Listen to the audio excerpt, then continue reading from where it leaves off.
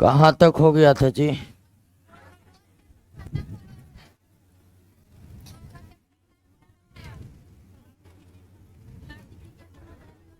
अच्छा, 4 chapter biology का समाप्त हो गया था, है ना? प्रश्नों को याद कर लिए हैं? याद करते जाते हैं कि नहीं, कि जमा होते जाता है?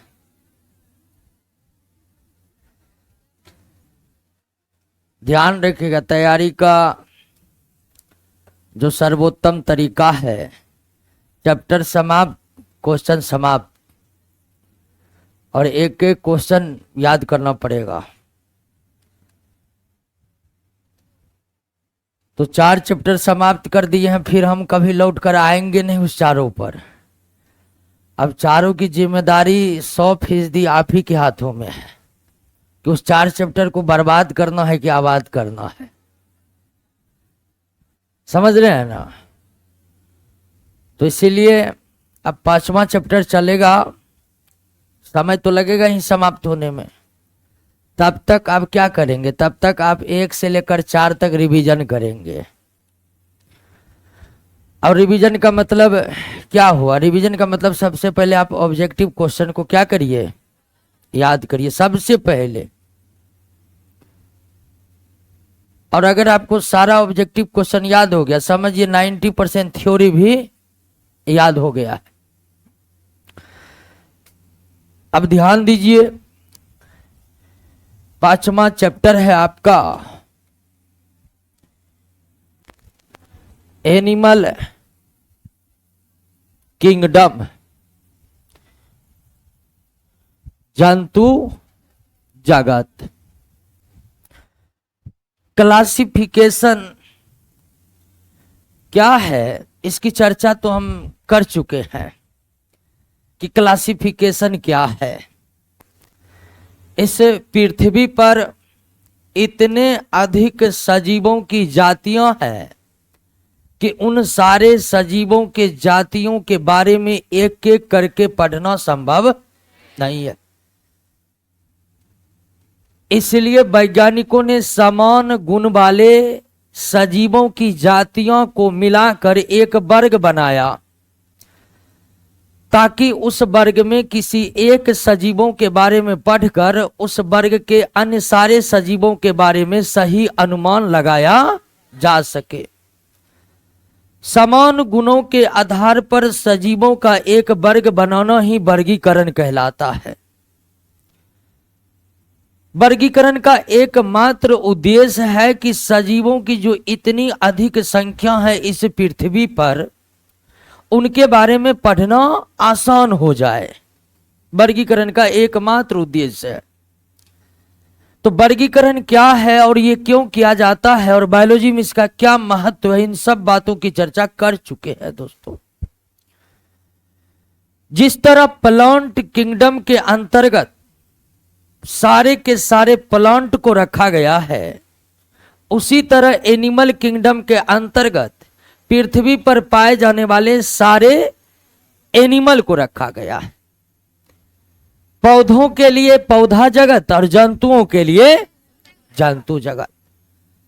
तो जंतु जगत वर्गीकरण का वो जगत है जिसके अंतर्गत पृथ्वी पर पाए जाने वाले सारे जंतुओं को रखा गया है। लेकिन जंतु में क्या क्या विशेषताएं होती है? एक जंतु में क्या क्या विशेषताएं होती है, पहले इसको समझना जरूरी है कि जंतु कहेंगे किसको, जंतुओं में क्या क्या विशेषताएं होती है। तो आइए पहले इसको समझ लेते हैं कि जंतु किस तरह के सजीव को कहेंगे या जंतु में क्या विशेषताएं पाई जाती है। इतना तो आप समझ ही गए, नाम से ही पता चला है कि जंतु जगत के अंतर्गत पृथ्वी पर पाए जाने वाले सारे जंतुओं को रखा गया है। लेकिन किस सजीव को हम जंतु कहेंगे? या फिर जंतुओं में क्या क्या विशेषताएं पाई जाती है। तो आइए उन विशेषताओं को पहले एक एक करके समझ लेते हैं। किस सजीव को पौधा कहेंगे, इसमें तो कोई दिक्कत नहीं है। ऐसे बहुकोशिकीय सजीव जो प्रकाश संश्लेषण कर रहा है, निश्चित ही वो क्या है, पौधा है। ऐसे बहुकोशिकीय सजीव जो प्रकाश संश्लेषण कर रहा है, निश्चित ही वो क्या है, पौधा है। बस ध्यान में रखना है कि कुछ एक कोशिकीय सजीव भी प्रकाश संश्लेषण करते हैं, लेकिन वो पौधा नहीं कहलाएगा। पौधा होने का पहला शर्त है मल्टी सेलुलर बॉडी का होना। तो सारे बहुकोशिकीय सजीव जो प्रकाश संश्लेषण कर रहे हैं वो पौधा है। सारे बहुकोशिकीय सजीव जो प्रकाश संश्लेषण नहीं कर रहा है वो जंतु है। अपवाद सिर्फ फंगी है, फंगी, क्योंकि फंगी भी बहुकोशिकीय होते हैं लेकिन वो भी प्रकाश संश्लेषण नहीं करते हैं। लेकिन फंगी और जंतु में मेन अंतर है कि जंतु में कोशिका भित्ति नहीं पाई जाती है, जबकि कवक में, फंगी में कोशिका भित्ति पाई जाती है। तो पृथ्वी पर पाए जाने वाले हर वो सजीव जो बहुकोशिकीय है और प्रकाश संश्लेषण नहीं कर रहा है, निश्चित ही वो क्या है, जंतु है। बस उसमें कोशिका भित्ति है तो कवक है, कोशिका भित्ति नहीं है तो क्लियर हो गया ना। तो जंतु किसे कहेंगे, इसमें कोई दिक्कत नहीं ना। पृथ्वी पर उपस्थित हर बहुकोशिकीय सजीव जो प्रकाश संश्लेषण करने में सक्षम नहीं है, जिनमें कोशिका भित्ति नहीं होती है, वो क्या कहलाते हैं, जंतु कहलाते हैं। मानव भी क्या है, जंतु है, क्योंकि मानव बहुकोशिकीय है और मानव प्रकाश संश्लेषण नहीं करता और मानव के कोशिका में कोशिका भित्ति नहीं होती है। तो हर बहुकोशिकीय सजीव जो प्रकाश संश्लेषण नहीं कर रहा है, जिनके कोशिका में कोशिका भित्ति नहीं होती है, वो क्या कहलाती है, जंतु कहलाती है। इस पृथ्वी का सबसे विकसित जंतु मानव है और मानव भी किस जगत के अंतर्गत है, जंतु जगत के अंतर्गत। मानव भी किस जगत के अंतर्गत है, जंतु जगत के अंतर्गत है। फिर भी जंतुओं की कुछ विशेषताओं को याद रखना अति आवश्यक है, क्योंकि परीक्षा में ये पूछे जाते हैं। आइए पहले एक एक करके जंतुओं के विशेषताओं को समझ लेते हैं। और सबसे पहली विशेषता कि जितना भी जंतु होगा सब के सब क्या होगा, बहुकोशिकीय होगा। सब के सब क्या होगा, यूकैरियोटिक होगा। क्या होगा, कोशिकाएं दो प्रकार के होते हैं, प्रोकैरियोटिक और यूकैरियोटिक। किसी भी जंतु के शरीर में प्रोकैरियोटिक कोशिका नहीं होते हैं। वैसे भी आप जान गए हैं 5 जगत में केवल एक ही जगत है, मोनरा जगत, जिसके जंतु प्रोकैरियोटिक होते हैं। 5 में से 4 जगत की कोशिकाएं क्या होते हैं, यूकैरियोटिक होते। तो इस पृथ्वी पर जितने भी जंतु हैं सब के सब जंतु बहुकोशिकीय हैं, सब के सब जंतु यूकैरियोटिक कोशिकाओं से बने हैं, यूकैरियोटिक कोशिकाओं से बने हैं। कोई भी जंतु एक कोशिकीय नहीं होते हैं, कोई भी जंतु प्रोकैरियोटिक नहीं होते हैं, कोई भी जंतु एक कोशिकीय नहीं होते हैं, कोई भी जंतु प्रोकैरियोटिक नहीं होते। ये पहली विशेषता। दूसरी विशेषता,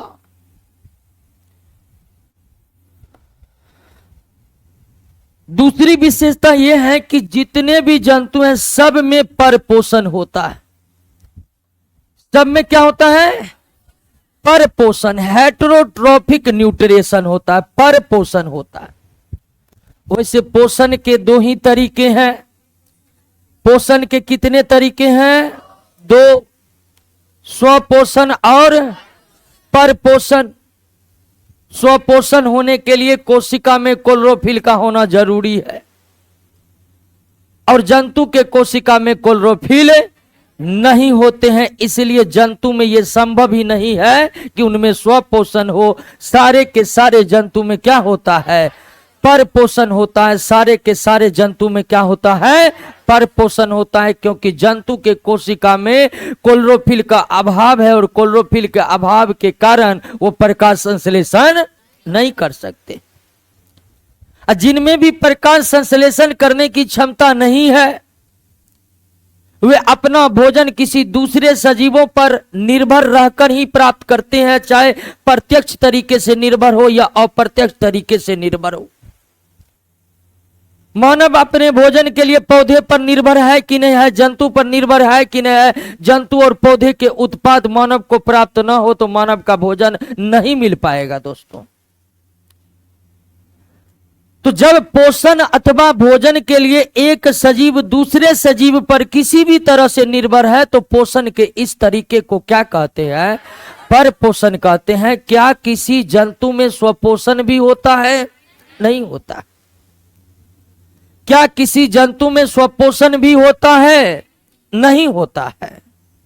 आखिर किसी भी जंतु में स्वपोषण क्यों नहीं होता है? तो उनके कोशिका में क्लोरोफिल नहीं पाए जाते हैं। सारे के सारे जंतु में क्या होता है? परपोषण होता है। अब ध्यान दीजिए कि जंतुओं का शरीर का निर्माण, जंतु का जो शरीर होगा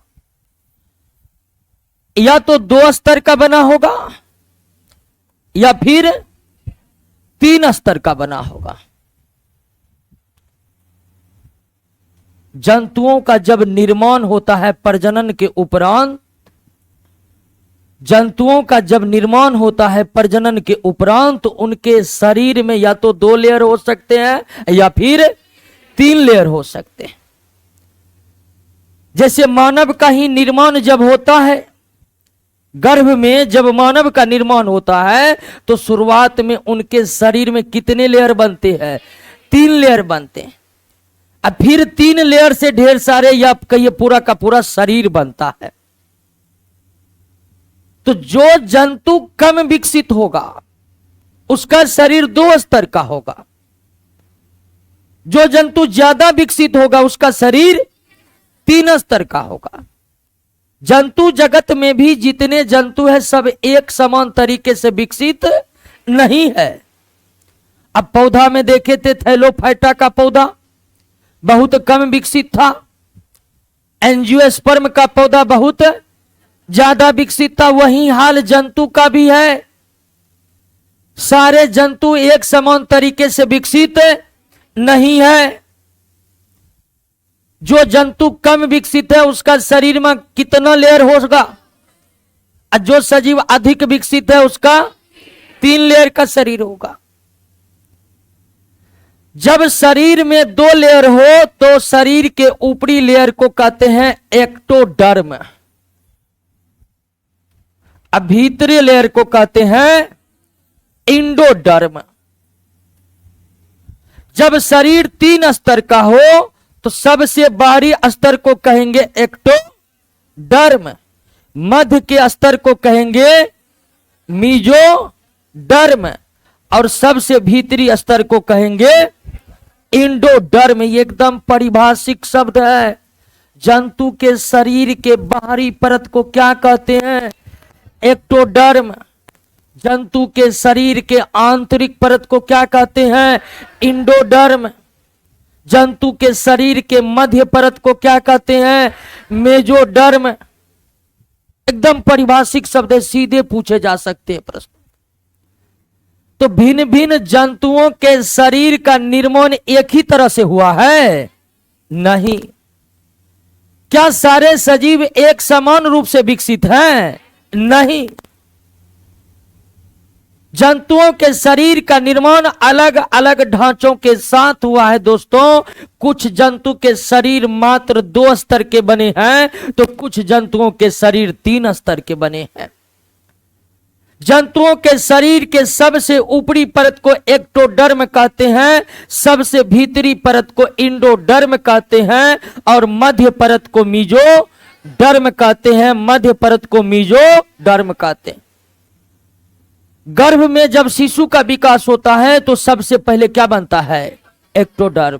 फिर उसके बाद क्या बनता है? मीजोडर्म। फिर क्या बनता है? और जब ये 3 परत का निर्माण हो जाता है तब जाकर शिशु के अंगों का निर्माण होना शुरू होता है दोस्तों। तो ये परत वो परत है जो सब पूरे जंतु के शरीर का निर्माण करता है, शरीर के अंगों का निर्माण करता है। तो किसी भी जंतु के शरीर में ना तो 1 परत है और न ही 4 परत है। जंतु जगत में जितने भी जंतु हैं उनके शरीर या तो 2 स्तर के बने हैं या फिर 3 स्तर के बने हैं। 2 स्तरीय शरीर में कौन कौन लेयर होगा? एक्टोडर्म। और 3 स्तर शरीर में कौन कौन लेयर होगा? क्लियर हो गया? अब देखिए इसका हिंदी में भी यही नाम है, एक्टो को हिंदी में भी एक्टो लिखते हैं। तो जंतु के शरीर के मध्य परत को क्या कहते हैं? मेजोडर्म कहते हैं। आंतरिक परत को क्या कहते हैं? एंडोडर्म कहते हैं। सबसे बाहरी परत को क्या कहते हैं? एक्टोडर्म कहते हैं। भूलिएगा दोस्तों, तो जितने भी जंतु हैं सब के सब जंतु क्या हैं? बहुकोशिकीय हैं। और वे किन कोशिकाओं से बने हैं? यूकैरियोटिक। और इसके साथ साथ ये भी याद रखना है कि कोई भी जंतु एक कोशिकीय नहीं है, कोई भी जंतु प्रोकैरियोटिक नहीं है। सारे के सारे जंतु में किस प्रकार का पोषण होता है? पर पोषण होता है। इसके साथ साथ ये भी याद रखना है कि किसी भी जंतु में स्वपोषण नहीं होता है क्लोरोफिल के अभाव में। जंतुओं का शरीर या तो 2 स्तर का होगा या 3 स्तर का होगा। अब किस जंतु का शरीर 2 स्तर का है, किस जंतु का शरीर 3 स्तर का है, ये तो तब पता चलेगा जब हम एक एक करके जंतुओं को समझेंगे। लेकिन इसके साथ यह याद रखना है कि कोई भी जंतु का शरीर 1 स्तर का नहीं है, कोई भी जंतु का शरीर 4 स्तर का नहीं है, या तो 2 स्तर का है या फिर 3 स्तर का, या तो 2 स्तर का है या 3 स्तर का। जंतु जगत में अगली विशेषताओं पर आइए। जंतु जगत में जितने भी जंतु हैं सारे जंतुओं के शरीर की संरचना एक जैसी, संरचना नहीं शरीर की बनावट, शेप ऑफ बॉडी, शरीर की बनावट। जंतु जगत में जितने भी जंतु हैं उसकी शरीर की बनावट एक जैसी नहीं है। शरीर की बनावट भी अलग अलग है। और जंतु जगत में जितने भी जंतु हैं उनके शरीर की बनावट 3 तरह की हो सकती है। कितने तरह का? 3 तरह का। जंतु जगत में जितने भी जंतु हैं उसके शरीर की बनावट एक जैसी नहीं होती है। शरीर की बनावट एक जैसी नहीं होती है। शरीर की बनावट भी आपको 3 तरह का हो सकता है। कितने तरह का? 3 तरह का। अब आप शरीर की बनावट को समझिए। पहला बनावट है बायलेटरल। बायलेटरल सिमेट्री, हिंदी में इसे कहते हैं द्विपार्श्व सममित।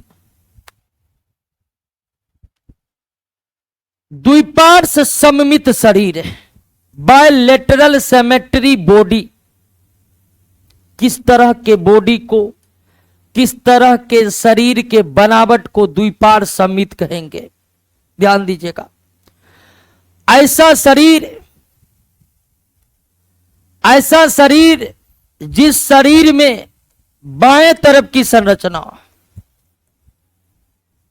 और दाएं तरफ की संरचना, ऐसा शरीर जिसमें बाएं और दाएं तरफ की संरचना बिल्कुल क्या हो, बाएं और दाएं तरफ की संरचना बिल्कुल क्या हो, समान हो। ऐसा शरीर जंतुओं का, ऐसा शरीर जंतुओं का ऐसा शरीर जिसमें बाएं और दाएं तरफ दोनों तरफ की संरचनाएं क्या हो, समान हो, तो ऐसे ही शरीर को क्या कहते हैं? द्विपार्श्व समित, द्विपार्श्व मतलब दोनों तरफ बराबर, दोनों तरफ मतलब बाएं और दाएं बराबर। परिभाषा को समझिए, जंतुओं का ऐसा शरीर जिसमें बाएं और दाएं तरफ की संरचनाएं बिल्कुल समान हो, तो उस शरीर को क्या कहते हैं? द्विपार्श्व समित। आप खुद मानव के शरीर को देखिए, आप अपने शरीर को देखिए, बाएं तरफ जैसी संरचना है, दाएं तरफ वैसी संरचना है कि नहीं है? एक हाथ बाएं, एक हाथ, एक नाक बाएं, एक नाक, एक आंख बाएं, एक आंख। तो बाएं और दाएं दोनों तरफ की संरचनाएं एक जैसी है या अलग अलग? एक जैसी है कि नहीं है? ऐसे ही शरीर को क्या कहते हैं? द्विपार्श्व समित। जंतु जगत में पाए जाने वाले जंतुओं में 90% से भी अधिक जंतु का शरीर कैसा है? द्विपार्श्व समित है। कैसा है? द्विपार्श्व समित। कुछ कुछ जंतु है जिसका शरीर इस तरह का नहीं होता है। अब घोंगा देखे हैं? घोंगा बाएं तरफ कुछ अलग, दाएं तरफ कुछ अलग होता है। अगर घोंगा देखें तो घोंगा को आप बाएं दाएं में नहीं बांट सकते। अगर आपको कह दे कि मानव के शरीर को एकदम आधा आधा हिस्सों में बांटिए, तो आप कहिएगा बीच से कट लगा दीजिए, आधा आधा बट जाएगा। काल्पनिक तौर पर काटना नहीं है। अगर मानव के शरीर को काल्पनिक तरीके से दो समान भागों में, एकदम समान भागों में बांटना होगा तो हम कैसे बांटेंगे? बाएं दाएं में ना। और कोई तरीका है? अगर कहिएगा बीच से यहां से कट लगा देंगे तो एक में सिर होगा, दूसरा में सिर नहीं होगा, बराबर बटेगा? तो अगर मानव के शरीर को दो समान हिस्सों में बांटना है तो एकदम बीच कट लगाना पड़ेगा, यानी कि बाएं और दाएं में ही बांटना पड़ेगा। कोई दूसरा तरीका नहीं है एकदम आधा आधा बांटने में। इसीलिए द्विपार्श्व समित शरीर को दो तरीके से परिभाषित कर सकते हैं। जंतुओं का ऐसा शरीर जिसमें बाएं और दाएं दोनों तरफ की संरचनाएं बिल्कुल समान हो, तो ऐसे शरीर को क्या कहते हैं? द्विपार्श्व। या दूसरा तरीका है, जीवों का ऐसा शरीर जिसे केवल एक ही तरीके से दो समान भाग बाएं और दाएं में बांटा जा सके, तो ऐसे भी शरीर को क्या कहते हैं? द्विपार्श्व। मानव का शरीर द्विपार्श्व है, गाय भैंस बकरी का शरीर भी द्विपार्श्व है। जंतु जगत में 90% से भी अधिक जंतु का शरीर द्विपार्श्व है। आप कह सकते कि अधिकांश जंतुओं का शरीर द्विपार्श्व ही होते हैं। अधिकांश जंतुओं के शरीर में बाएं और दाएं तरफ की संरचनाएं बिल्कुल बराबर होते हैं, बिल्कुल एक समान होते हैं। क्लियर हो गया? बात समझ गए? द्विपार्श्व शरीर समझ गए? अब एग्जाम्पल में तो आपको बताएं, देख 90% से भी ज्यादा जंतु कैसा होता है? द्विपार्श्व होता है। द्विपार्श्व शरीर का सबसे बड़ा एग्जाम्पल खुद मानव का शरीर है। मानव का शरीर की संरचना कैसा है? द्विपार्श्व है। तो द्विपार्श्व का मतलब समझ गए? लेफ्ट राइट इजिकल टू द्विपार्श्व होगा। एकदम आसान भाषा में याद। शरीर को बाएं तरफ देखना है, शरीर को दाएं तरफ देखना है, दोनों तरफ बराबर बुझा रहा है, मतलब शरीर क्या है? द्विपार्श्व है।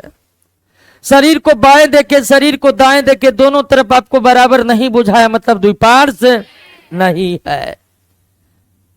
तो सजीवों का ऐसा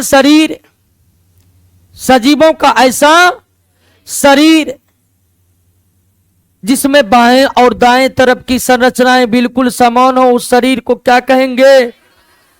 सजीवों का ऐसा शरीर जिसे केवल एक ही तरीके से दो समान भागों में बांटा जा सके बाएं और दाएं में, उस शरीर को क्या कहेंगे? द्विपार्श्व शरीर। क्या हुआ? क्लासरूम में जी सो कह रहे हैं, क्या हुआ?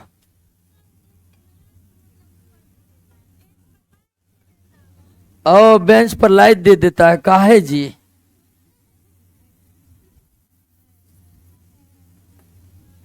बेंच पर बैठिए, हाथ पैर को ठीक से रखिए।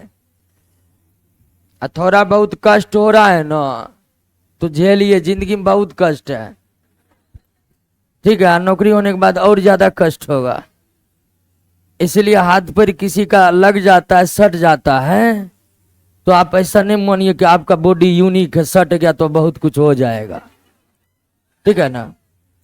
अब अगल बगल बैठे हैं तो सटवे नहीं करेगा जी। आइए दोस्तों, द्विपार्श समझ गए ना? द्विपार्श में कोई दिक्कत नहीं ना। अब द्विपार्श के एग्जाम्पल में मेढक दिया हुआ, मेढक भी द्विपार्श है। मेढक का भी बाएं दाएं तरफ की संरचना समान होती है कि नहीं होती? अगर मेढक को बीचों बीच काट दीजिए तो दो टांग बाएं या दो टांग, एक आंख बाएं एक आंख दाएं हो जाएगा। मेढक का भी शरीर द्विपार्श होता है, मेढक का शरीर भी। अब वैसे आपको बता दें कि 90% से भी ज्यादा जंतुओं का शरीर द्विपार्शी होता है। जंतुओं के शरीर का दूसरा प्रकार है, शरीर के बनावट का दूसरा प्रकार है रेडियल सिमेट्री।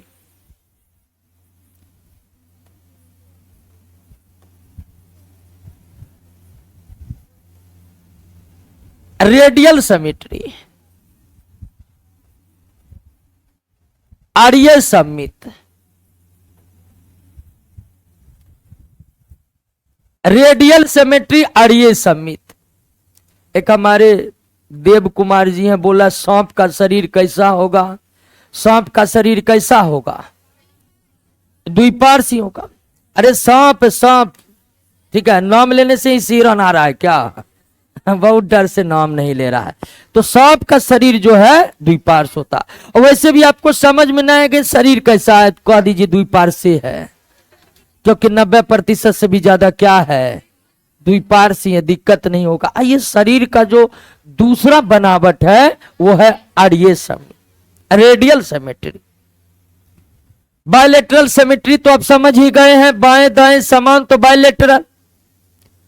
शरीर के बनावट का दूसरा तरीका है radial, radial symmetry. Radial symmetry शरीर कैसा होता? ऐसा शरीर जिसे एक से अधिक तरह से, जिसे एक से अधिक तरह से दो समान भागों में बांटा जा सके, उसे हम क्या कहेंगे? आर्य सममित। ऐसा शरीर जिसे केवल एक ही तरीके से दो समान भागों में बांटा जा सके, बायां और दायां में, तो वो है बायलेटरल। लेकिन एक से अधिक तरीके से, एक से अधिक तरीके से दो समान भागों में बट गया तो वो शरीर कैसा? आर्य। सजीवों के ऐसा शरीर, सजीवों का ऐसा शरीर, सजीव नहीं जंतु हम आ गए हैं, तो जंतुओं का ऐसा शरीर जिसे एक से अधिक तरह से, एक से अधिक तरह से दो समान भागों में बांटा जा सके, उसे हम कहते हैं आर्य सममित। आर्य सममित को समझने के लिए हम एक एग्जाम्पल लेते हैं, और एग्जाम्पल आप ले लीजिए।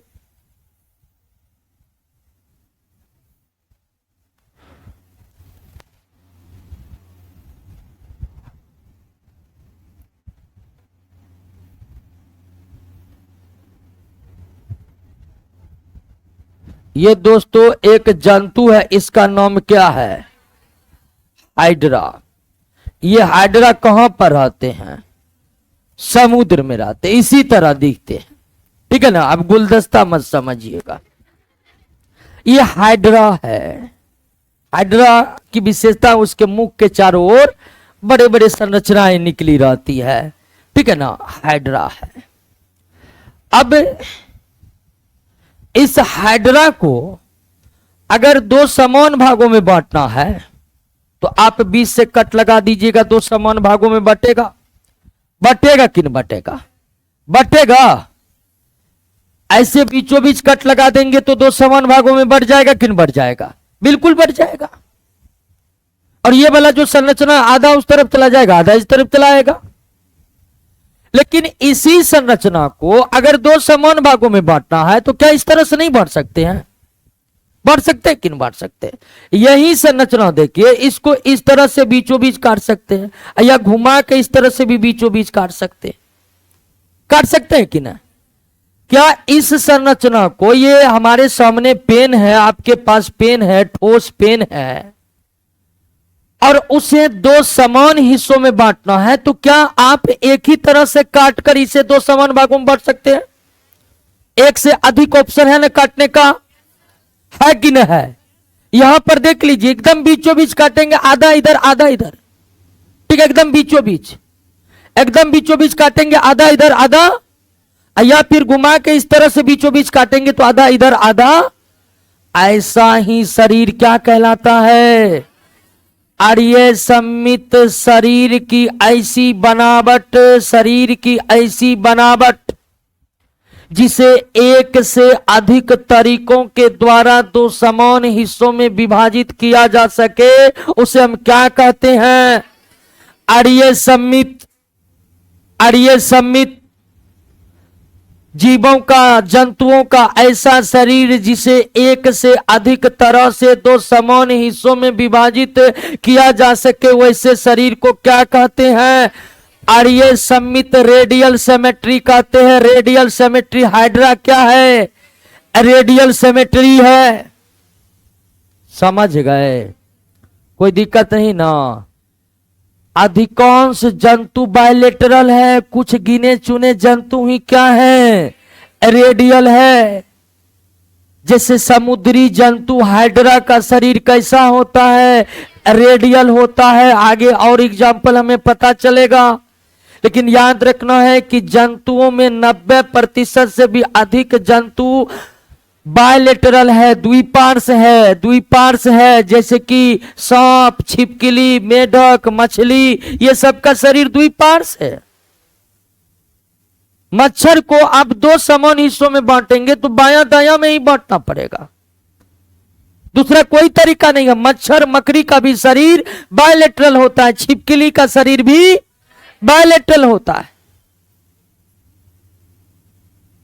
तो जंतुओं का ऐसा शरीर जिसे एक से अधिक तरह से दो समान हिस्सों में विभाजित किया जा सके, उस शरीर को क्या कहते हैं? अर्य सममित कहते हैं। हालांकि बहुत कम ऐसे जंतु हैं जिनका शरीर अर्य सममित होता है। जो चर्चित नाम आपको याद रखना है वो कौन है? हाइड्रा का शरीर कैसा होता है? अर्य सममित होता है। ठीक है, नोट में कुछ अलग बता रहा है रेडियल के बारे में, देखें।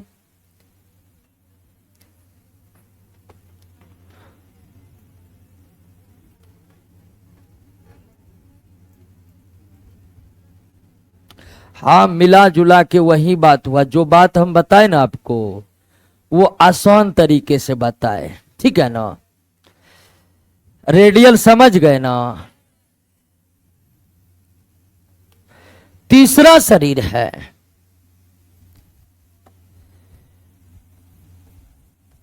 एसिमेट्रिकल।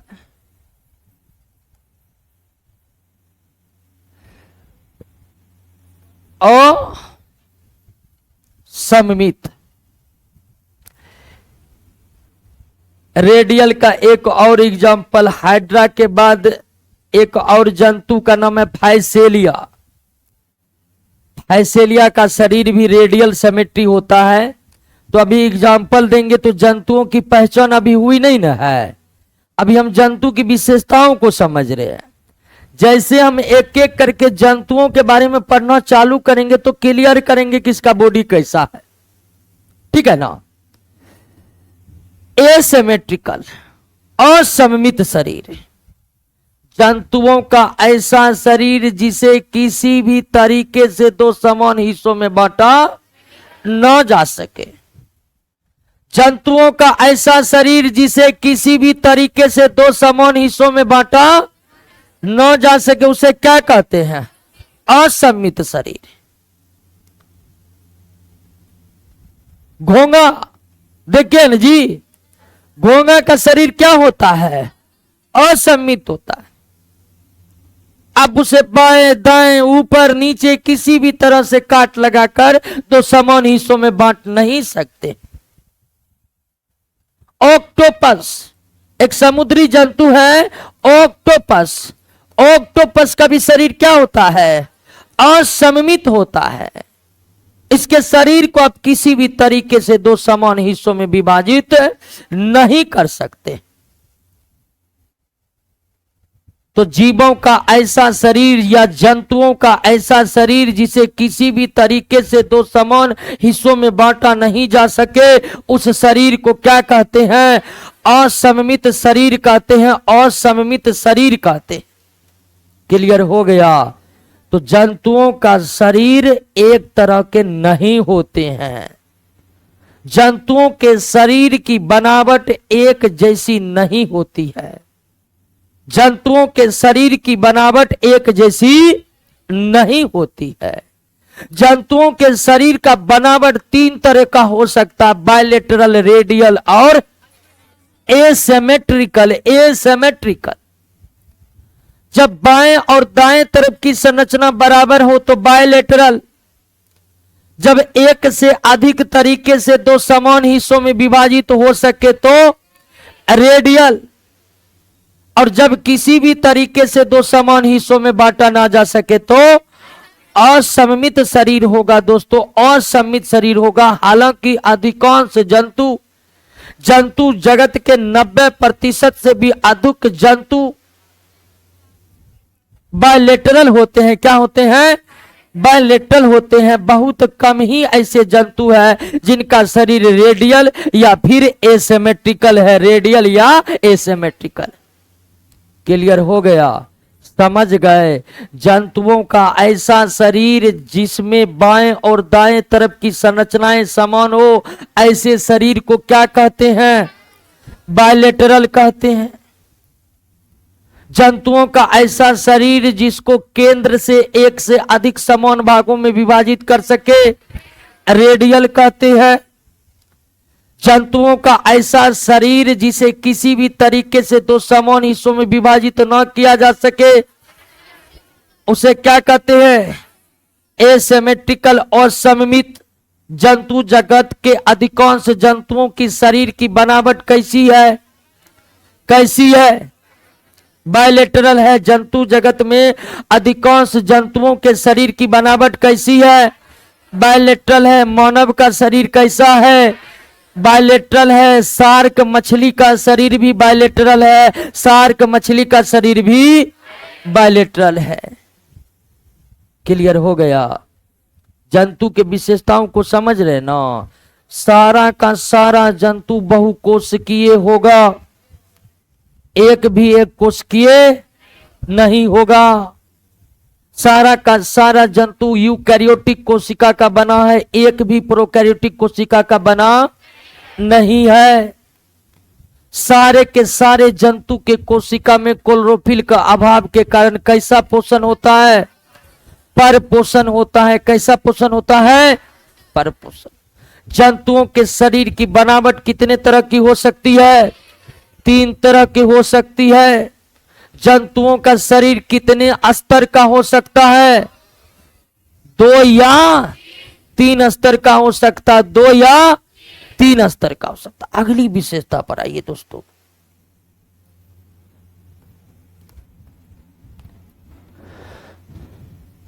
कुछ जंतुओं को छोड़कर अधिकांश जंतुओं में क्या पाए जाते हैं? ब्लड। हालांकि सारे जंतुओं में ब्लड नहीं पाए जाते हैं। किन जंतुओं में ब्लड नहीं पाए जाते हैं वो जब एक एक करके जंतु के बारे में पढ़ेंगे तभी पता चलेगा। लेकिन कुछ जंतुओं को छोड़कर अधिकांश जंतुओं में क्या पाए जाते हैं? ब्लड। कुछ जंतुओं को छोड़कर अधिकांश जंतुओं में क्या पाए जाते हैं? ब्लड। और जिन जंतुओं में ब्लड पाए जाते हैं उन जंतुओं में ब्लड 2 तरीके से बहते हैं।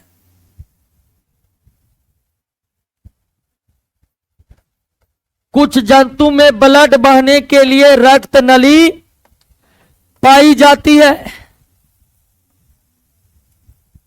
और कुछ जंतुओं में ब्लड बहने के लिए रक्त नली नहीं पाई जाती है।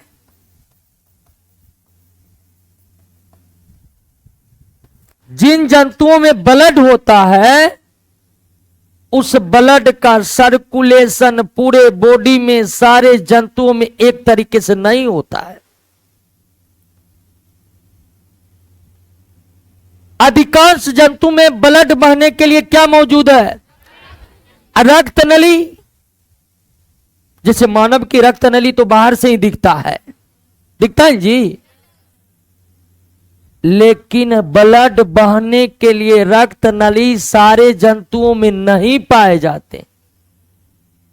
कुछ जंतु ऐसे भी है जिनके शरीर में ब्लड है लेकिन ब्लड बहने के लिए उनके शरीर के भीतर रक्त नलियां नहीं है। जब सजीवों के शरीर में, जब जंतुओं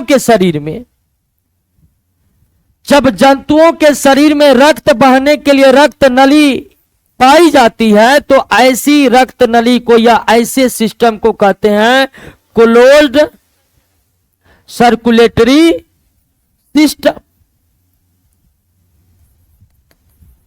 बंद रक्त परिवहन तंत्र। और जिस जंतु में रक्त बहने के लिए रक्त नली नहीं पाई जाती है उसे क्या कहते हैं? खुला रक्त परिवहन तंत्र। खुला रक्त परिवहन तंत्र।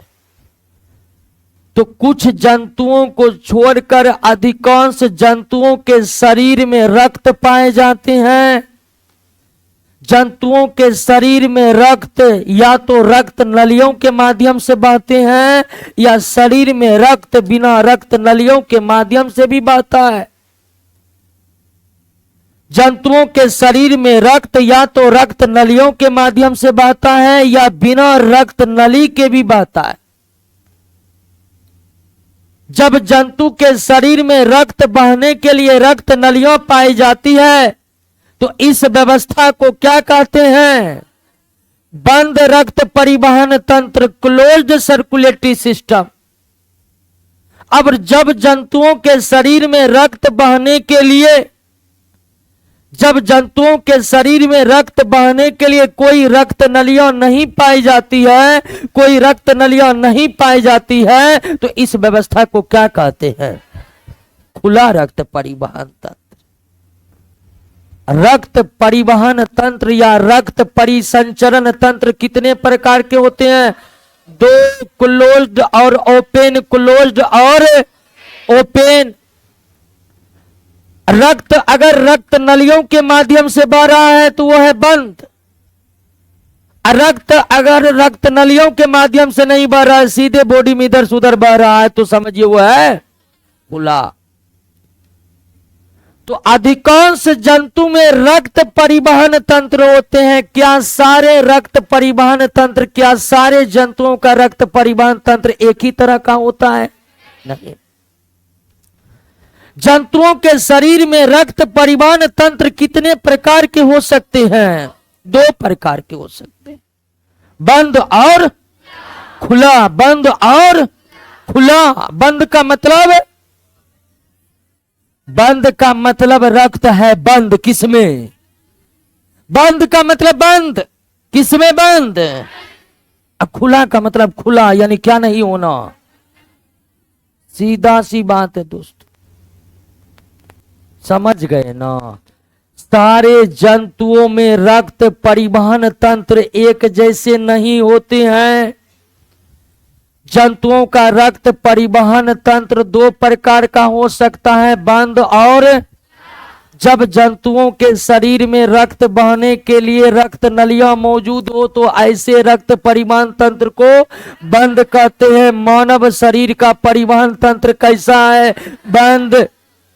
कुछ जंतु ऐसे हैं जिनमें रक्त बहने के लिए कोई रक्त नलियां नहीं पाई जाती है, और जब रक्त बहने के लिए शरीर में रक्त नलियां नहीं पाई जाती हो तो इस व्यवस्था को क्या कहते हैं? खुला रक्त परिवहन तंत्र कहते हैं। क्या कहते हैं?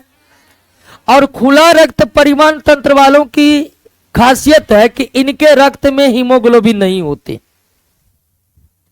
खुला रक्त परिवहन तंत्र वाला रक्त लाल होता ही नहीं है। जैसे मच्छर को मारे हैं, मच्छर का जो ब्लड होता है कलरलेस होता है।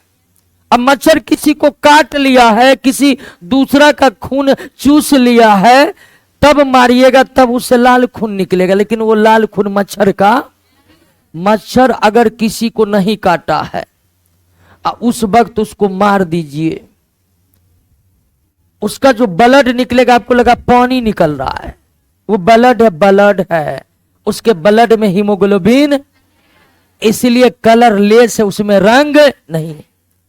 तो खुला रक्त परिवहन तंत्र वालों की रक्त की पहचान है कि उसके रक्त कलरलेस होते हैं या फिर लाल रंग के अतिरिक्त उनका कोई और रंग होता है। बात समझ गए कि नहीं? कोई दिक्कत नहीं ना है? तो क्या सारे जंतुओं में रक्त बहने की एक ही व्यवस्था है? बताइए। बंद रक्त परिसंचरण तंत्र किसे कहते हैं? बंद रक्त परिसंचरण तंत्र किसे कहते हैं?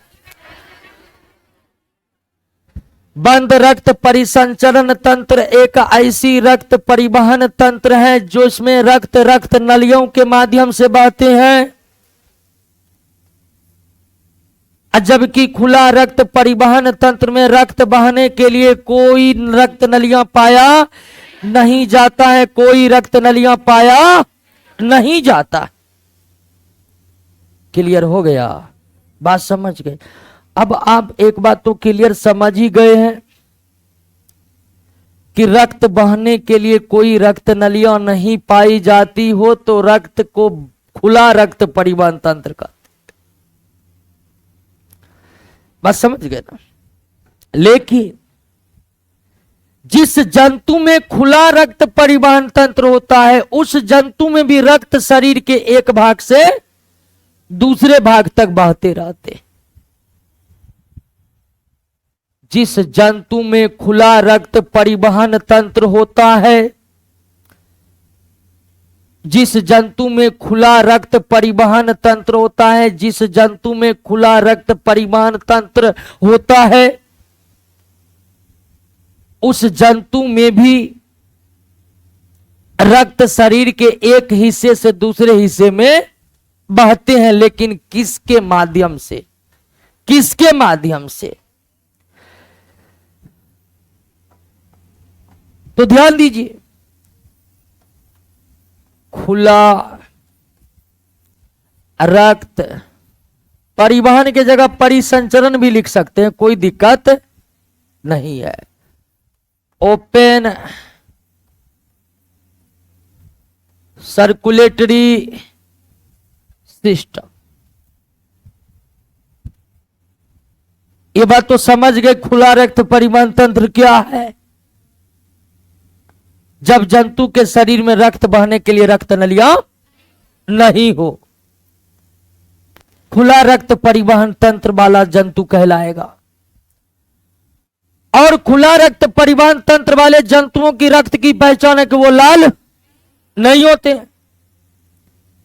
लेकिन यहां एक बात और याद रखना है कि खुला रक्त परिवहन तंत्र वाले जंतुओं के शरीर में, खुला रक्त परिवहन तंत्र वाले जंतुओं के शरीर में जो रक्त बहता है वो रक्त बहता है देहगुहा के माध्यम से। किसके माध्यम से? देहगुहा के माध्यम से। देहगुहा को अंग्रेजी में सीलोम कहते हैं, सीलोम। जिन जंतुओं में खुला रक्त परिवहन तंत्र होता है, जिन जंतुओं में खुला रक्त परिवहन तंत्र होता है उनमें रक्त बहने के लिए रक्त नलियां नहीं पाई जाती है, जिसके कारण रक्त किसके माध्यम से बहता है? देहगुहा के माध्यम से बहता है, सीलोम के माध्यम से बहता है। अब देहगुहा क्या है? देगवा क्या है इसको समझिए। अब ध्यान दीजिए दोस्तों कि ऐसा शरीर जो कि 3 स्तरीय है, ऐसा शरीर जो 3 स्तरीय है, तो 3 स्तरीय शरीर में 3 परत बनेगा।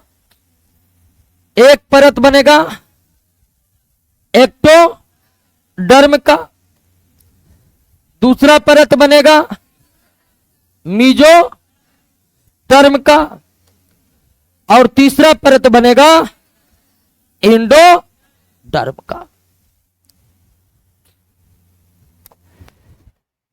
अब जो आंतरिक और मध्य परत है, जिन जंतुओं का शरीर 3 स्तर के बने हैं, जिन जंतुओं का शरीर 3 स्तर के बने हैं, उन जंतुओं के शरीर में आंतरिक और मध्य परत के बीच, आंतरिक और मध्य परत के बीच जो खाली जगह होता है दोस्तों, आंतरिक और मध्य परत के बीच जो खाली जगह होता है उसे क्या कहते हैं? देगुआ कहते हैं। यानी देगुआ केवल उस जंतु में ही होगा जिस जंतु का शरीर कितना स्तरीय? 3 स्तरीय। बाबू कहां जा रहा है जी? ठीक, आइए आइए आइए, बैठ जाइए बैठ जाइए। तो देगुआ उसी जंतु में संभव होगा जिस जंतु का शरीर 3 स्तरीय होगा। 2 स्तरीय शरीर में, 2 स्तरीय शरीर में देगुआ को होना संभव है नहीं है, क्योंकि देगुआ किसे कहते हैं? मीजो इंडो के बीच के खाली जगह को। अब मीजो उसी में होगा जिसका शरीर 3 स्तरीय होगा, 2 स्तरीय में मीजो होता ही नहीं है। तो ऐसा जंतु जिनमें खुला रक्त परिवहन तंत्र है, उनमें रक्त बहने के लिए रक्त नलियां नहीं पाई जाती है, और जिन जंतुओं में रक्त बहने के लिए कोई रक्त नलियां नहीं पाई जाती है, उनमें रक्त का बहाव किसके माध्यम से होता है? देगुआ के माध्यम से होता है। और देगुआ के माध्यम, देगुआ किसे कहते हैं? तो आंतरिक और मध्य परत के बीच के खाली जगह को क्या कहते हैं? अब ध्यान दीजिए कि किसी भी जंतु का जो आंतरिक परत होता है इंडोडर्म, वो इंडोडर्म किसका निर्माण करता है? आहार नाल का। आहार नाल समझ रहे हैं ना? जैसे मानव का मुंह से लेकर गुदा तक की जो नली आकार की संरचना, उसे क्या कहेंगे? आहार नाल कहेंगे। तो आहार नाल और उसके बाद के परत के बीच के खाली जगह को भी क्या कहते हैं? देगुआ कहते हैं। समझ गए? देगुआ क्या है समझ गए? तो जिन जंतुओं में रक्त बहने के लिए रक्त नलियां नहीं पाई जाती है, जिन जंतुओं में रक्त बहने के लिए रक्त नलियां नहीं पाई जाती है, उनमें रक्त का बहाव किसके माध्यम से होता है? देगुआ के माध्यम से। शरीर के सबसे आंतरिक परत और मध्य परत के बीच के खाली जगह को क्या कहते हैं? देगुआ कहते हैं। हालांकि सारे जंतुओं में देगुआ उसी में होगा जिसका शरीर, लेकिन यह भी जरूरी नहीं है कि 3 स्तरीय शरीर है तो देगुआ होगा ही होगा। कुछ ऐसे भी जंतु है जिनका शरीर 3 स्तर के है लेकिन उसमें देगुआ नहीं है। समझ गए? ये था जंतुओं की विशेषता। समझ गए जंतु की विशेषता को? सारे के सारे जंतु बहुकोशिकीय हैं और यूकैरियोटिक कोशिका का बना हुआ है। किसी भी जंतु के कोशिका में क्लोरोफिल नहीं होते हैं, अर्थात जंतुओं में स्वपोषण नहीं होता है, केवल परपोषण होता है। जंतुओं के शरीर का निर्माण या तो 2 स्तर का होगा या 3 स्तर का होगा। अधिक विकसित जंतु 3 स्तर के होते हैं, कम विकसित जंतु 2 स्तर के होते हैं। सारे जंतुओं के शरीर की बनावट एक जैसी, शरीर या तो बायलेटरल होगा या रेडियल होगा या एसिमेट्रिकल होगा, हालांकि अधिकांश जंतु बायलेटरल ही होते हैं। जंतुओं के शरीर में रक्त बहने की जो व्यवस्था है वो एक समान नहीं होते हैं। जंतुओं में रक्त बहने की व्यवस्था दो तरीके का हो सकता है, खुला और बंद। जंतुओं में देगुआ हो भी सकते हैं और नहीं भी हो सकते हैं। अदेगुआ किसे कहते हैं, क्लियर हो गया ना।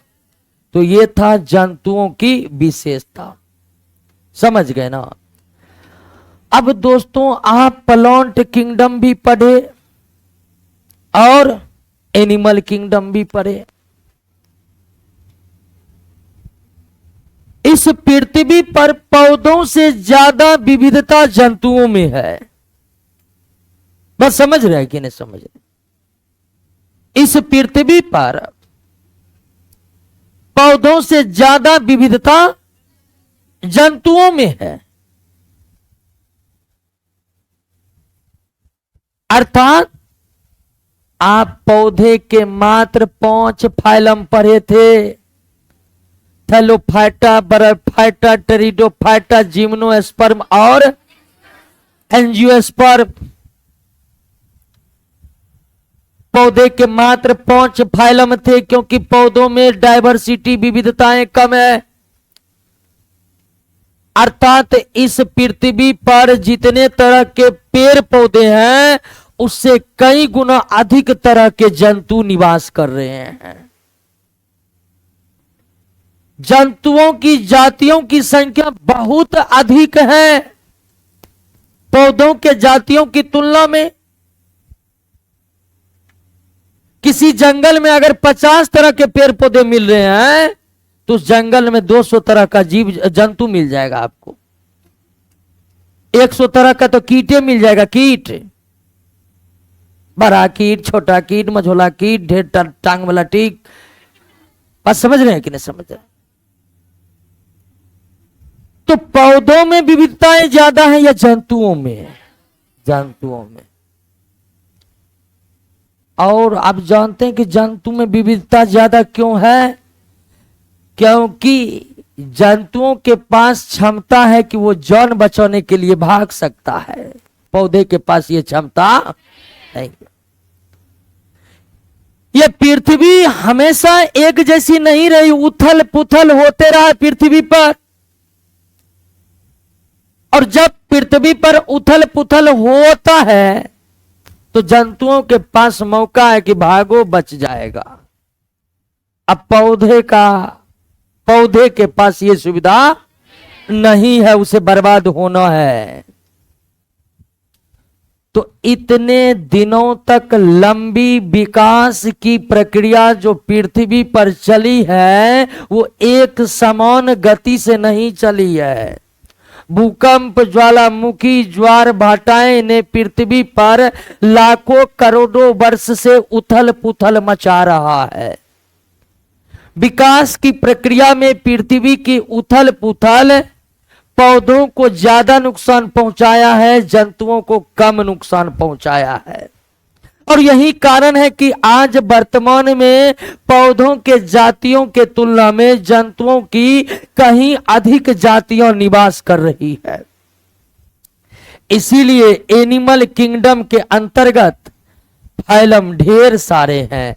एनिमल किंगडम के अंतर्गत फाइलम 5 ही नहीं है बल्कि उससे भी अधिक है। एनिमल किंगडम के अंतर्गत आपका जो पहला फाइलम है पोरीफेरा, पोरी, इसके बारे में पढ़ना होगा।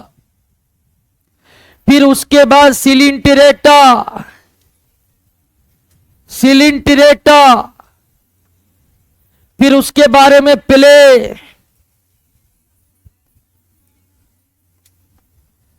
प्लेटीहेल्मिन्थीज,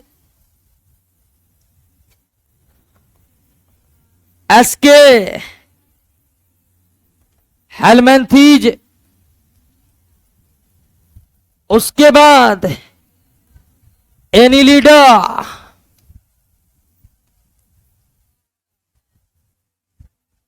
ऑर्थोपोडा, मोलस्का, इकाइनो डर्मेटा, प्रोटो कोरडेटा, और अंत में पढ़ेंगे कोर और कोर डेटा के अंतर्गत कुछ क्लास के बारे में पढ़ना पड़ेगा। यानी पौधे में 5 फाइलम पढ़े थे, जंतुओं के कितने फाइलम पढ़ना पड़ेगा? 10 फाइलम। जिसकी शुरुआत कहां से होगी? पोरीफेरा से होगी। समाप्त कहां पर होगा? कोर डेटा पर। यह सब जंतु का फाइलम है। किंगडम को किसमें डिवाइड किया जाता है? फाइलम में।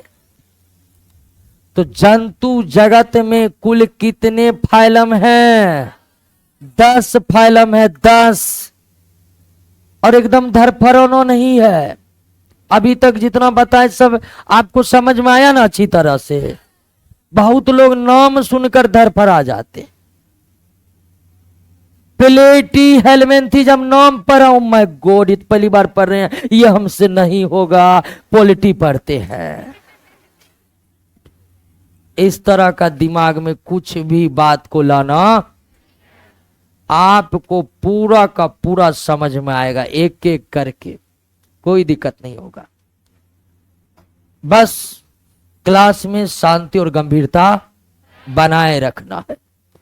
आपको लगता है दिक्कत होगा तो एक एग्जाम्पल पोरीफेरा को आपको समझा कर देखते हैं। आइए पोरीफेरा पर आते हैं। जंतु जगत का पहला फाइलम पोरीफेरा।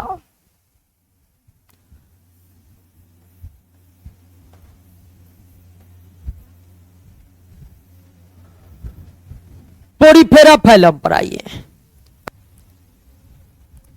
सबसे पहले इस जंतुओं का जो वास स्थान होता है ना, वो कहां होता है? समुद्र में। अधिकांश जंतु क्या होता है? कुछ ही मीठे जल में निवास करते हैं।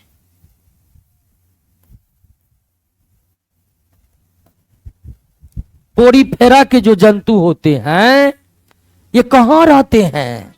समुद्र में। स्थल पर तो रहते नहीं है, स्थल पर नहीं रहते हैं, समुद्र में रहते हैं।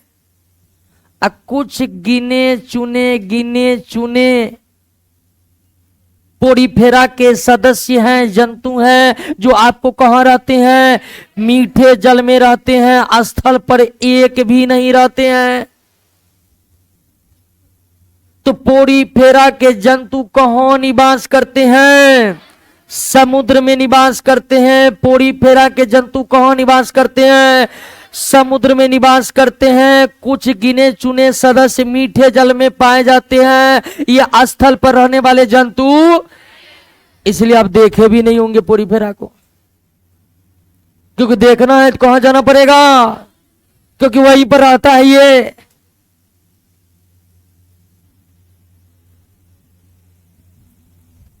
और इस जंतु का सामान्य नाम याद रखिए, जनरल नाम जो है वो है स्पंज। क्या है? स्पंज। किसी भी जंतु के नाम में स्पंज लगा है, आगे पीछे बीच में, तो समझ जाइए वो जंतु किस फाइलम का है? पोरीफेरा का। किसी भी जंतु के नाम के आगे पीछे बीच में स्पंज लगा है तो समझ जाइए जंतु किस फाइलम का है। जैसे पूछेगा स्पंजीला किस फाइलम का जंतु है? स्पंजीला पोरीफेरा। स्पंजिया लगा हुआ है ना स्पंज। स्पंज नाम के आगे पीछे मध्य में लग गया, समझ जाइए कि वो पोरीफेरा के जंतु। तो पोरीफेरा के जंतु कहां निवास करते हैं? किस नाम से जाने जाते हैं? अब देखिए कि ये जो समुद्र में रहते हैं, तो समुद्र में रहकर ये चलते फिरते नहीं है, समुद्र से रहकर ये चलते फिरते नहीं है, यानी इस जंतु में प्रचलन नहीं होता है, प्रचलन नहीं होता है। ये किसी ठोस आधार से, किसी ठोस आधार से पूरा जीवन, किसी ठोस आधार से पूरा जीवन चिपका हुआ रहता है, चिपका हुआ रहता है। आपको जंतु के बारे में, जैसे जंतु के बारे में ख्याल आता है तो आपको लगेगा चलेगा फिरेगा, चलते फिरते होंगे, लेकिन पोड़ी फेरा के जंतु अभी उतना विकास नहीं किया है। ये चलते फिरते नहीं है। इस पोड़ी फेरा के जंतुओं में प्रचलन नहीं होता है। पोड़ी फेरा के जंतुओं में प्रचलन, ये समुद्र में रहते हैं और समुद्र में कुछ भी ठोस मिला, बर्फ का टुकड़ा मिला, उसी से चिपक गया, पूरा जीवन चिपक के रह जाता है। दोस्तों, कोई प्रचलन नहीं होता इस पोड़ी फेरा के जंतुओं में। ये समुद्र में किसी ठोस आधार के साथ चिपक कर रहते हैं। अब आप कहिएगा चिपक कर रहते हैं तो भोजन पानी कहां से मिलता है, खाएगा पिएगा कैसे? क्योंकि स्वपोषण तो होता नहीं है कि मस्ती से परा रहेगा, प्रकाश संश्लेषण करते रहेगा, ऐसा तो बात है नहीं, है तो जंतु। तो फिर ये जीवन यापन कैसे करता है? आखिर इसका भोजन कैसे प्राप्त होता है इसको? क्योंकि अब आप समझ चुके हैं प्रचलन होता नहीं है, अर्थात गति करते नहीं है, किसी ठोस आधार से चिपक कर रहते हैं। तो ये चिपक कर रहता है तो इसे भोजन कौन देने जाता है? दोस्तों, पोड़ी फेरा के शरीर का जो संरचना है इतना गजब है ना, पोड़ी फेरा के शरीर की संरचना ही कुछ ऐसी है कि उसे भोजन करने के लिए चलने फिरने की कोई दिक्कत नहीं है। बात समझ रहे हैं कि ना? पोड़ी फेरा के जंतु की संरचना कैसी? हम एक जंतु बना रहे हैं दोस्तों, मान लीजिए कि ये एक ठोस आधार है, ये एक ठोस आधार है और इसी से एक पोड़ी फेरा का जंतु चिपका हुआ है और ये जंतु है। इस जंतु के शरीर की सबसे बेहतरीन बात कि इस शरीर में ढेर सारे छोटे छोटे छोटे छोटे छिद्र होते, छोटे छोटे, पूरा शरीर छिद्रों से भरा पड़ा है और शरीर के ऊपर में एक बड़ा सा छिद्र है। आप इसे अनानास न समझिएगा दोस्तों, ये है समुद्री जीव पोड़ी फेरा और इसका नाम क्या है? सायकन। इसका नाम क्या है? सायकन। ये ठोस आधार से चिपका हुआ है, ये ठोस आधार से चिपका हुआ है। तो पोड़ी फेरा के जंतुओं की सबसे बड़ी विशेषता कि इनका शरीर छिद्रों से भरा पड़ा रहता है। इनका शरीर छिद्रों से, पूरा शरीर में छोटा छोटा छेद, छोटा छोटा छिद्र, और इन छोटे छोटे छिद्र को कहते हैं ओस्टिया। क्या कहते हैं दोस्तों? और शरीर के अग्रभाग में, शरीर के अग्रभाग में एक बड़ा छिद्र होता है जिसे क्या कहते हैं? ओस्कुलम। ठीक है, ओस्कुलम। शरीर के अग्रभाग में जो एक बड़ा छिद्र होता है उसे क्या कहते हैं? अब पूरे शरीर में जो छोटे छोटे छिद्र होते हैं उसे क्या कहते हैं? ओस्टिया। पोड़ी फेरा के पूरे शरीर में छोटे छोटे छिद्र भरे पड़े होते हैं। इन छिद्रों को क्या कहते हैं? ओस्टिया। सो रहे हैं कि पढ़ रहे हैं? बहुत जो ये सो रहे हैं ये बहुत दिक्कत है, ठीक है ना? तब एक तो जिनको नींद आता, नींद न आने का एक दूसरा तरीका भी है, फीस दुगुना जमा कर दीजिए, ठीक है ना? आपको लगेगा कि ज्यादा पैसा खर्चा किए, सोना बहुत घातक है कि ना है? आइए दोस्तों, कंट्रोल नहीं हो रहा है नींद तो क्या करिएगा, समझिए। तो पोरीफेरा की ये एक जंतु, सेकंड जितने भी जंतु सब का यही दशा है दोस्तों, पूरे शरीर छिद्रों से भरा पड़ा, उसे क्या कहते हैं? शरीर के ऊपर में एक बड़ा छिद्र होगा, उसे क्या कहेंगे? ओस्टिया, ढेर सारे ओस्कुलम मात्रिक, ओस्टिया ढेर सारे ओस्कुलम मात्रिक। अब इसमें समुद्र में तो ज्वार भाटा आते रहते हैं जी।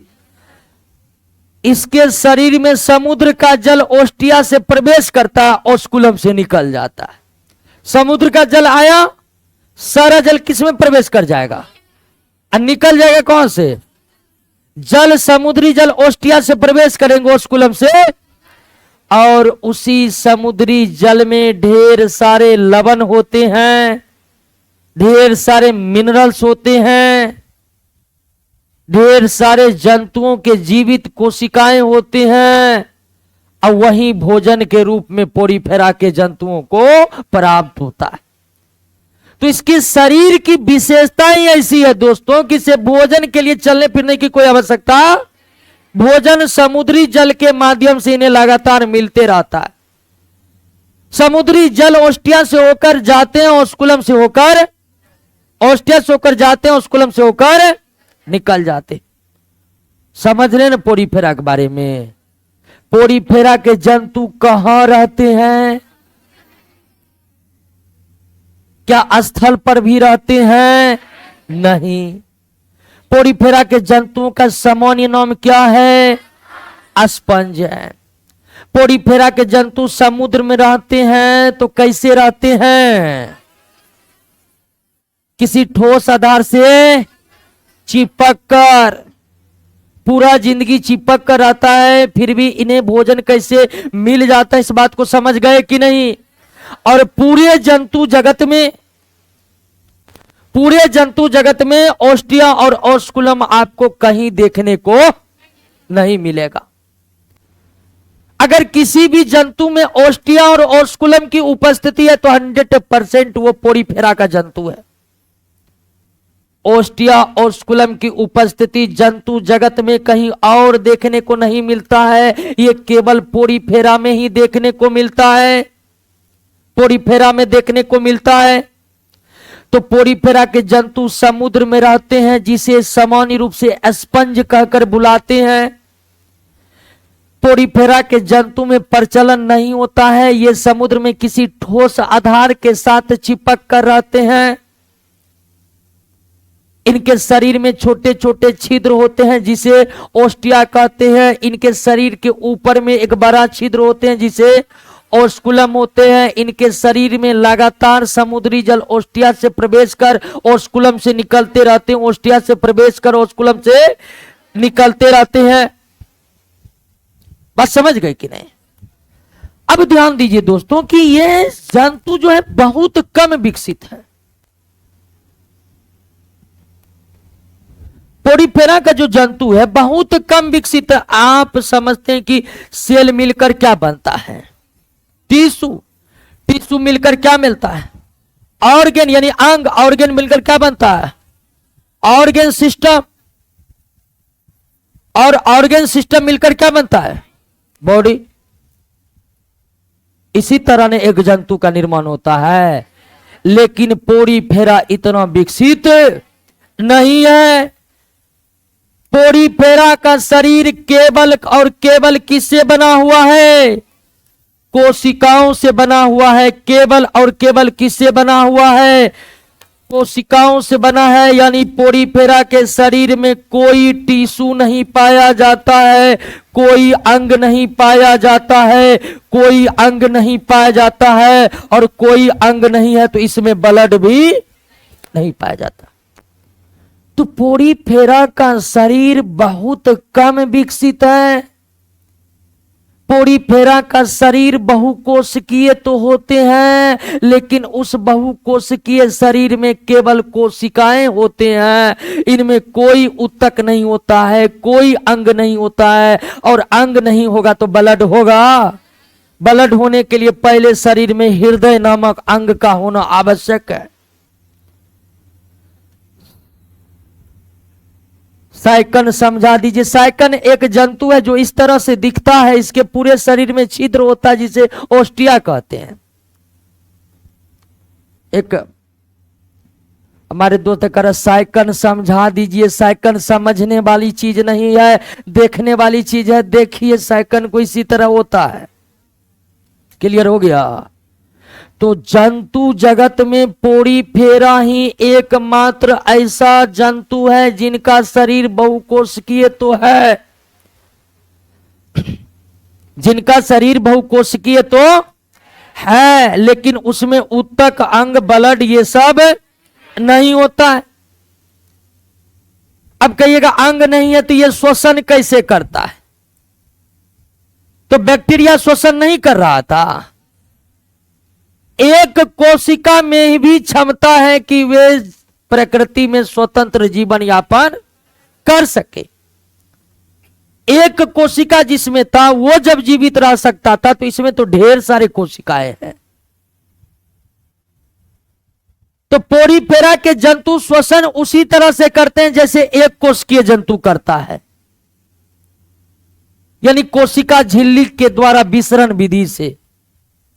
कोशिका झिल्ली के द्वारा विसरण विधि से इसमें सब कुछ होता है। श्वसन, पोषण, उत्सर्जन सब कुछ होता है, लेकिन सब कुछ होता है कोशिका के सतह से विसरण विधि के, क्योंकि इसमें कोई अंग नहीं है, कोई उत्तक नहीं है। तो पोड़ीफेरा के जंतु बहुत कम विकसित है। इनका शरीर केवल किससे बना हुआ है? कोशिकाओं से बना हुआ। इनके शरीर में कोई उत्तक नहीं पाए जाते हैं, कोई अंग नहीं पाए जाते हैं। तो पोड़ीफेरा के जंतु कहां निवास करते हैं? समुद्र में। पोड़ीफेरा के जंतु का सामान्य नाम क्या है? स्पंज। पोड़ीफेरा के जंतु समुद्र में कैसे निवास करते हैं? किसी ठोस आधार से चिपक कर। क्या पोड़ीफेरा के जंतु में प्रचलन पाया जाता है? नहीं। पोड़ीफेरा के जंतुओं के शरीर में जो छोटे छोटे छिद्र होते हैं उसे क्या कहते हैं? पोड़ीफेरा के जंतु के शरीर में जो बड़ा छिद्र होता है उसे क्या कहते हैं? ऑस्कुलम। पोड़ीफेरा के जंतु में उत्तक अंग होते हैं? नहीं। वे बहुकोशिकीय जंतु कौन है जिनके शरीर में कोई उत्तक अंग नहीं है? पोड़ीफेरा। एकमात्र बहुकोशिकीय जंतु पोड़ीफेरा है जिनमें कोई उत्तक और अंग नहीं है। अब आइए ध्यान दीजिए दोस्तों कि जो पोड़ीफेरा है,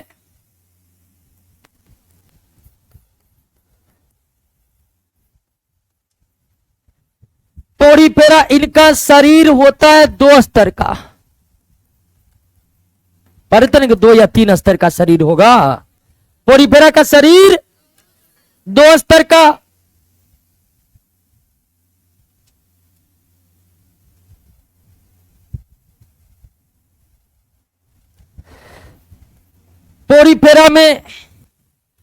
पोड़ीफेरा का शरीर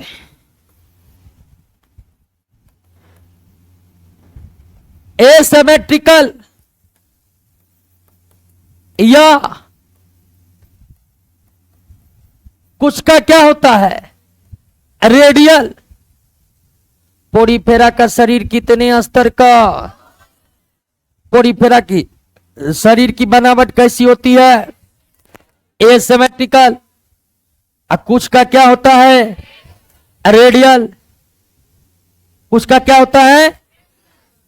इसमें ब्लड सर्कुलेटरी सिस्टम तो है नहीं, इसमें ब्लड नहीं पाए जाते हैं। ब्लड नहीं पाए जाते क्योंकि अंग आएगा तब ना ब्लड आएगा। तो ये तो 3 विशेषता याद ही रखना है। आपको बताए थे कि जंतुओं का शरीर 2 या 3 स्तर का होता है। तो पोड़ीफेरा का शरीर कितने स्तर का? 2 स्तर का। पोड़ीफेरा का शरीर की बनावट कैसी? एसिमेट्रिकल। कुछ का क्या होता है? यानी पोड़ीफेरा बायलैटरल नहीं होता है। पोड़ीफेरा में कैसा ब्लड सर्कुलेटरी सिस्टम है? ब्लडहीन है। पोरीफेरा में ब्लड ही नहीं पाए जाते हैं, ब्लड ही नहीं पाए जाते हैं। क्लियर हो गया? तो पोरीफेरा रहते कहां पर हैं, कैसे रहते हैं, कैसे खाते पीते हैं, शरीर कैसा होता है, सब कुछ समझ गए ना। अब सवाल है कि ये प्रजनन कैसे करते हैं। क्लियर? पोरीफेरा प्रजनन कैसे करते? तो पोरीफेरा प्रजनन दोनों विधि से करते हैं। पोरीफेरा प्रजनन दोनों विधि से, एसेक्सुअल मेथड से भी और सेक्सुअल मेथड से। लेकिन ज्यादातर किस विधि से करते हैं? अलैंगिक विधि से करते हैं। कभी कभार ही लैंगिक विधि को अपनाते हैं। तो पोरीफेरा के जंतुओं को प्रकृति ने क्षमता प्रदान किया है दोस्तों कि आप अलैंगिक विधि से भी प्रजनन कर सके और लैंगिक विधि से भी प्रजनन कर सके। पोरीफेरा में दोनों तरीके से प्रजनन होता है, अलैंगिक विधि से भी और, लेकिन ज्यादातर अलैंगिक विधि का भी इस्तेमाल होता है, ज्यादातर अलैंगिक विधि का भी इस्तेमाल होता है। और जानते हैं दोस्तों कि ये जो होते हैं बायसेक्सुअल होते हैं। पोरीफेरा का जो बॉडी होता है, पोरीफेरा का बॉडी लैंगिक दृष्टिकोण से क्या होता है? बायसेक्सुअल, यानी द्विलिंगी। या द्विलिंगी को क्या कहते हैं? उभयलिंगी। द्विलिंगी या उभयलिंगी। अब इसका मतलब भी समझाए हुए हैं। ऐसा शरीर जिसमें एक ही शरीर में मेल पार्ट फीमेल पार्ट मौजूद हो तो उस शरीर को क्या कहते हैं? बायसेक्सुअल नहीं समझते कि जंतु दो तरह के होते हैं। जंतु कितने तरह के? जैसे बॉडी एक ही है, इसी बॉडी में आधा मेल है और आधा, तो समझिए बॉडी कैसा है? बायसेक्सुअल। लेकिन ऐसा सजीव जिसमें मेल अलग बॉडी और फीमेल अलग बॉडी हो तो उसे क्या कहते हैं? यूनिसेक्सुअल, यानी एक लिंगी। जैसे मानव क्या है? मानव एक लिंगी है। अधिकांश जंतु एक लिंगी ही होते हैं। गाय भैंस कुत्ता बिल्ली बकरी हाथी सब एक लिंगी है। मेल अलग बॉडी है, फीमेल। लेकिन इस पृथ्वी पर कुछ जंतु ऐसे हैं, कुछ ही जंतु ऐसे हैं जिसका एक ही शरीर में मेल पार्ट भी है और फीमेल पार्ट भी है। ऐसा जंतु जिसके शरीर में एक ही शरीर में मेल फीमेल दोनों पार्ट मौजूद रहते उसे हम क्या कहते हैं? द्विलिंगी कहते हैं या फिर उभयलिंगी कहते हैं। पोरीफेरा द्विलिंगी या उभयलिंगी होता है। मेल फीमेल अलग अलग इसके बॉडी में नहीं होता, एक ही बॉडी में मेल भी रहता है, उसी बॉडी में फीमेल भी होता है। क्लियर हो गया? तो सेक्सुअल रिप्रोडक्शन करना बिल्कुल आसान है इसके लिए। एक ही बॉडी में मेल फीमेल है तो कहीं जाना भी नहीं है दोस्तों। लेकिन ज्यादातर इसमें क्या होगा? अलैंगिक जनन ही होगा। ज्यादातर इसमें क्या होगा? अलैंगिक जनन ही होगा। लैंगिक जनन आसान होने के बावजूद इसमें होते नहीं है, क्योंकि लैंगिक जनन बहुत ही कॉम्प्लेक्स है, जटिल है। लैंगिक जनन के द्वारा ज्यादा तेजी से बच्चे भी पैदा नहीं हो सकते हैं। ज्यादा तेजी से बच्चे पैदा होंगे अलैंगिक जनन में। इसीलिए ज्यादा से ज्यादा बच्चे पैदा करने के लिए पोरीफेरा अलैंगिक जनन को ही अपनाता है। जब एकदम प्रतिकूल वातावरण उत्पन्न हो गया है, अलैंगिक जनन किसी भी तरह से हो ही नहीं सकता है, तब पोरीफेरा कोशिश करेगा कि लैंगिक जनन कर ले। बस समझ गए कि नहीं?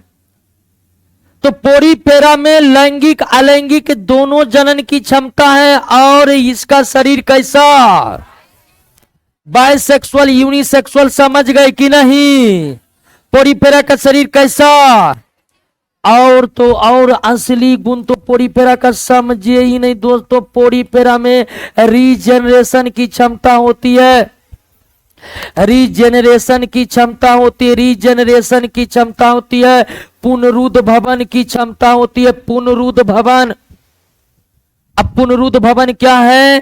तो जब शरीर का कटा फटा भाग, शरीर का कटा फटा शरीर का कोई हिस्सा कट जाए और उसके जगह पर नया भाग पुनः विकसित हो जाए तो उसको क्या कहते हैं? जैसे छिपकली का पूंछ कटना, उसके जगह पर नया पूंछ आना भी क्या है? हम लोगों का त्वचा का उखड़ जाना, उसके जगह नया त्वचा का आ जाना भी क्या है? तो पोरीफेरा में पुनरुद्ध भवन की क्षमता होती है। उसके शरीर के कोई भाग टूट जाते हैं ना, तो वो पुनः नए बन जाते हैं। इसे ही कहते हैं पुनरुद्ध भवन, रीजनरेशन की क्षमता होती है। क्लियर हो गया? पोरीफेरा समझे। पोरीफेरा के जंतु कहां रहते हैं? समुद्र में रहते हैं। समुद्री है 99%, 1% ही मीठे जल में पाए जाते हैं, स्थल पर तो कोई नहीं पाया जाता है। सो रहे हैं जी? सब ख्वाब पाला है, बनेंगे तो दरोगा। क्या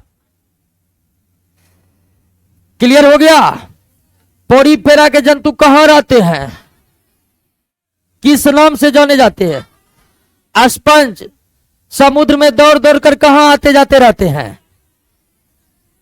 प्रचलन होता ही पोरीफेरा के जंतु चलते फिरते नहीं है। पोरीफेरा के जंतु चलते फिरते नहीं है तो कैसे रहते हैं? ठोस आधार से। ओस्टियोस्कुलम किसके शरीर में पाया जाता है? पोरीफेरा के शरीर में पाया जाता है। पोरीफेरा का शरीर बायलेटरल या रेडियल? एसिमेट्रिकल। कैसा होता है? एसिमेट्रिकल। पोरीफेरा का शरीर 2 या 3 स्तर का? 2 स्तर का। पोरीफेरा में क्या उत्तक और अंग पाए जाते हैं? और ध्यान रखिएगा, एकमात्र जंतु जगत में पोरीफेरा ही है जिनके बहुकोश के शरीर में कोई उत्तक नहीं है। बहुकोशिकीय शरीर जिसमें उत्तक नहीं है वो पोरीफेरा ही हो सकता है। बहुकोशिकीय शरीर जिसमें ओस्टियोस्कुलम है वो पोरीफेरा ही हो सकता है। एक क्वेश्चन बार बार उठ रहा है कि एस्पिक्यूल्स क्या है? तो पोरीफेरा के त्वचा पर छोटे छोटे कैल्शियम कार्बोनेट का बना कांटा निकला होता है। पोरीफेरा के शरीर पर कैल्शियम कार्बोनेट का बना छोटा छोटा कांटा निकला होता है, उसे ही एस्पिक्यूल्स कहते हैं, एस्पिक्यूल्स कहते हैं। क्लियर?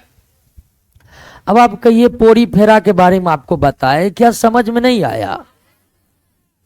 जंतु जगत वाले चैप्टर को लेकर विद्यार्थियों को यह बड़ा प्रश्न रहता है कि समझ में ही नहीं आता है। अब बताइए पूरा समझ में आया कि नहीं आया? कहाँ रहता है, कैसे रहता है, कैसे खाता पीता है, शरीर कैसा है, कैसे प्रजनन करता है, सब कुछ समझ में आ गया तो आ गया। इसमें कुछ है? इस तरह कुल कितने फाइलम है? 10। पोरीफेरा समझ में आया कि नहीं आया? इस तरह आपको 10 का 10 समझ में आएगा। आप धर फराइएगा नहीं, आपको क्वेश्चन बनेगा दोस्तों। अब पोरीफेरा के कुछ जंतुओं का नाम आपको याद रखना पड़ेगा, एग्जाम्पल में दिया हुआ है, पढ़िए।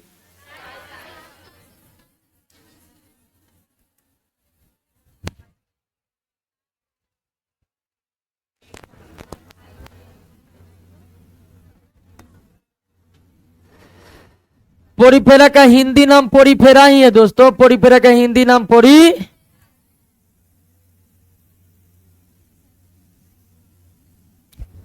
तो पोरीफेरा कुछ जंतु का नाम आप याद रखिए, ठीक है?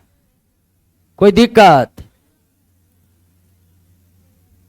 बायोलॉजी का भी रोकते हैं, इकोनॉमी थोड़ा देर में चालू करेंगे, क्या?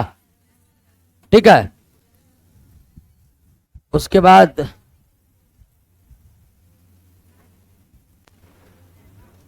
सिलिंट्रेटा है ना, अगला क्लास में तब आगे से चलेगा।